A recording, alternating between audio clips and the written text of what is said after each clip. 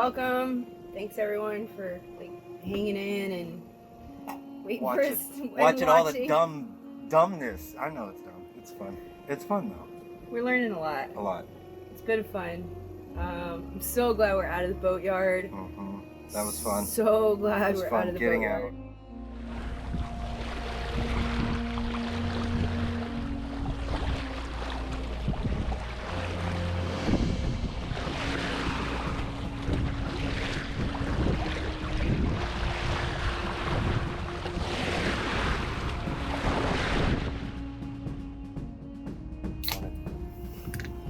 Good morning.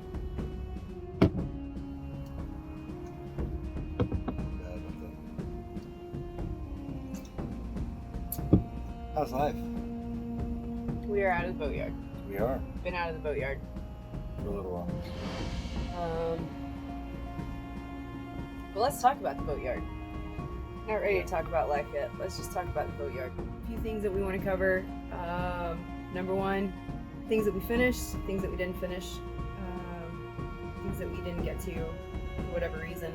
Because as you remember, we had a pretty big list of things we wanted to do in the boatyard. Second thing, What life was like in the boatyard. yeah. Living in a working boatyard. Yeah, that's if you're not, yeah, we'll talk about that. And the third thing, lessons learned. Part of that's going to include kind of costs. Mm-hmm. Some of what we spent, some of what we shouldn't have had to spend. Why is that always my fault?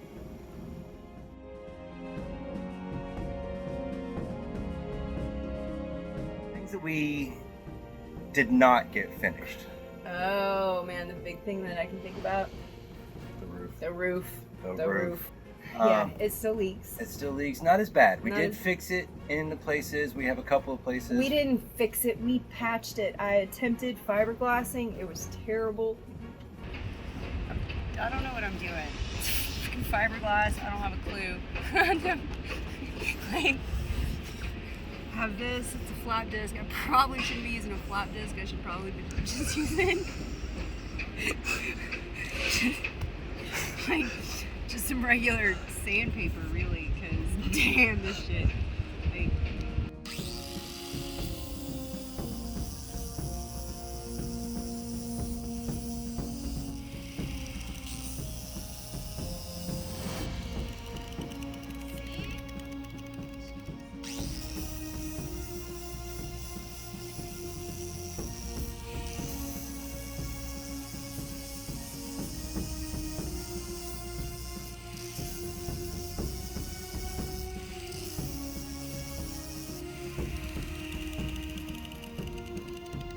this is so bad.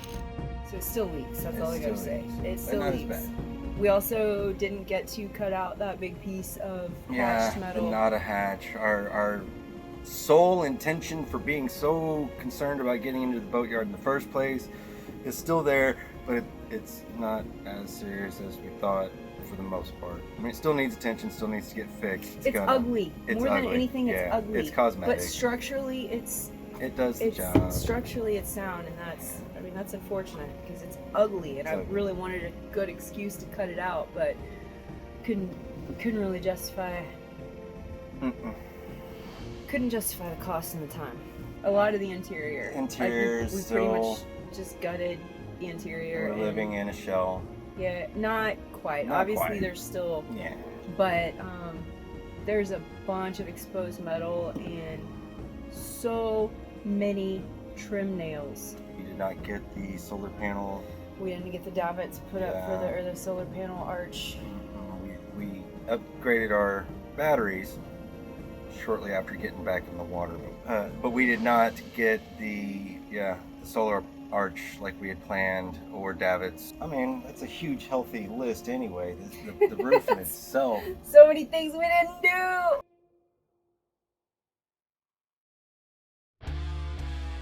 Lessons learned. What would your advice be to someone who is going into a boatyard for their very first haul out and maybe major boat work project? Don't expect it to go to plan. There are going to be some things that are going to cause your entire plan to just not work right. But if you're going into the boatyard and you're anticipating any level of actual work to your boat, anticipate it taking longer than you had planned. Well, I appreciate the don't expect it to go as planned. I would venture to say we could have planned a little better. There were things, and some of the reasons that we didn't get things done that we thought we were going to get done is because we didn't plan accordingly. For example, we thought materials were going to be more easily accessible. Yeah. Turns out the thickness of steel that we actually need for anything above the waterline, no. It's So- not easily available.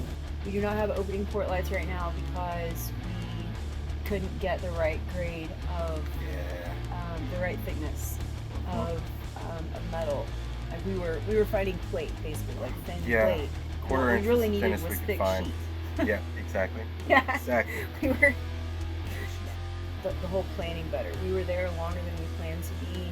We were out of the water longer than we planned to be. It was costing more money to just be out of the water than what we planned. So we prioritized things that Needed to get us back in the water. could only be done out of the water, and decided that we could do other stuff on the way, which is kind of what we've been doing. Talk to the boatyard before you go. Yeah. Have a good understanding of who the owner is, what it's going to be like to be there, what it's going to be like to live on premises, because it's basically your home. If you're going to live in a working boatyard, it's going to be your home. We did that. We went and we talked to the owner. We looked around the boatyard. And we're like, this is cool. Yeah, we can do this.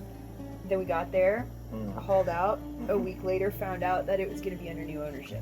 Yeah, it's really good, I think, to make sure that the boatyard is going to be owned by the same people when you get there as when you leave.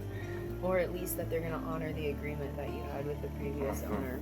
Or that the previous owner is going to let you know that things might be changing. Communication. Before your boat comes out of the water. Yeah. That'd be nice. Yeah. Well, they didn't really ever make it a point to introduce themselves to us or talk to us or let us know who they were or why they were wandering around the boatyard. We just heard whispers and rumors, and that's the point that I was trying to make. Really, it was the yard manager who made the whole situation like A-okay. He was awesome. It sounds kind of petty, but it's a big deal, man. One of the big things that changed was there went from being a women's restroom to there being a padlock on the women's restroom, and I had to share with all the dudes on the yard.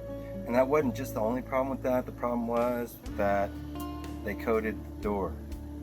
Explain what happens there. There wasn't an internal lock, so all you had to do was know the code, and you could unlock it, even if there was someone in there.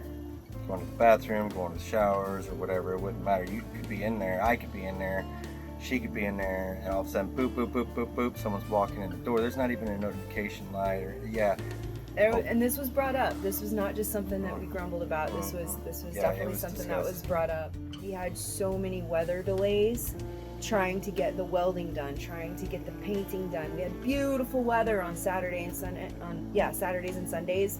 And then crap weather Monday, Tuesday, Wednesday. Yeah. And then Thursday, Friday, good weather. Saturday, Sunday, good weather. Monday, Tuesday, crap. Understanding if your contract labor works on the weekends. Mm-hmm. If they work weather permitting, regardless of what day of the week it is. That I recommend looking into as well. And we understood from the beginning that there was no work on the weekend. We did understand.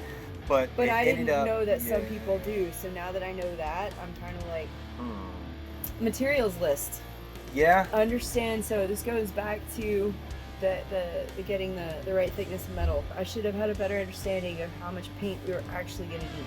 So there were delays in that, having to go back for paint because they didn't have the paint. They had to get the paint, so that delayed it. Finding the plexi. That was another material that was hard to source. Yeah, but when it was finally sourced, score. That was a delay in finding, and it had to be shipped on a truck all the way from California, and this is at like the height of COVID when nothing was happening. True. Like, and that's another thing too. Maybe that's one of the reasons that we had such a problem. Making sure you order the right size or the right product. What I'm thinking about specifically were the fasteners. First ones that you ordered. Too short. Too short. Because someone didn't do the math right. And I'm the one that says math is hard. But he didn't account for the The thickness of the plexiglass and the thickness of the plate on top of it. It was the plate on top of it that really got me. So we had like these itty bitty little hex screws. Oh, yeah. That were supposed to go through this much material. Not quite. I mean, Yeah.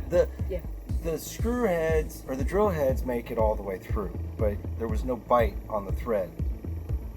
Needed at least another ½ inch. We ended up getting another inch, which I didn't want, and that's still, even the second ones were not the right size. So I guess the last thing I really want to cover is costs. Yeah. For that, I'm not gonna talk a lot right now. Instead, what I'm gonna do is remind myself that I need to get together all of the things that we spent money on. This has been scaring me. Oh man. We actually haven't totaled the amount of money that we spent on the boat. You got a good in the idea. boatyard. Okay. Well, I know how much money I actually started with. That's how we know. So I have a pretty good idea. I have a pretty good idea of how much. I know how much I started with. But to break it down into how much what cost. Yeah. How much it cost what? Yeah. What? Yeah. So, actually I think that's going to be a task I'm going to do. And I'm going to put a little snippet at the end of this video somewhere around here. Here.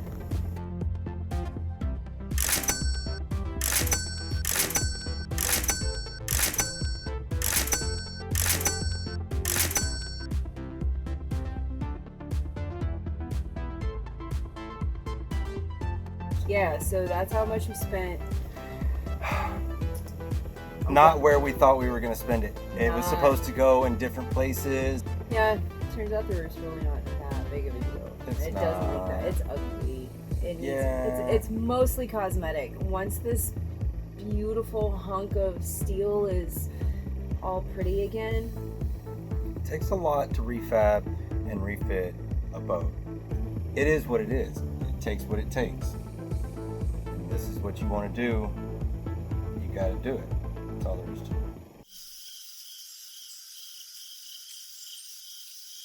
it. We've been through some trials and tribulations of boat life.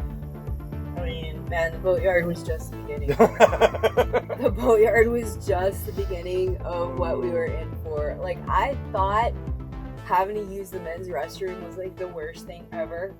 No, it turns out there are worse things. There are tornadoes. There are dead calm, nothing. Still love that kind of thing. There are not still nights. Not still nights. There are not still days. There are tropical storms. There are hurricanes. There's currents. There's sharks and alligators and alternators. Shallow drafts and not marked channels and channels that don't get dredged. There's so many more things to be concerned about than whether or not radio towers that sneak up from behind you. Oh my gosh, why is it getting closer from the back? Thanks for hanging in. Thanks for waiting. Thanks for watching. Thanks for subscribing for those of you that have. Thanks for just watching for everyone else that's watching. And we're gonna maybe try to do better at getting videos up. But life.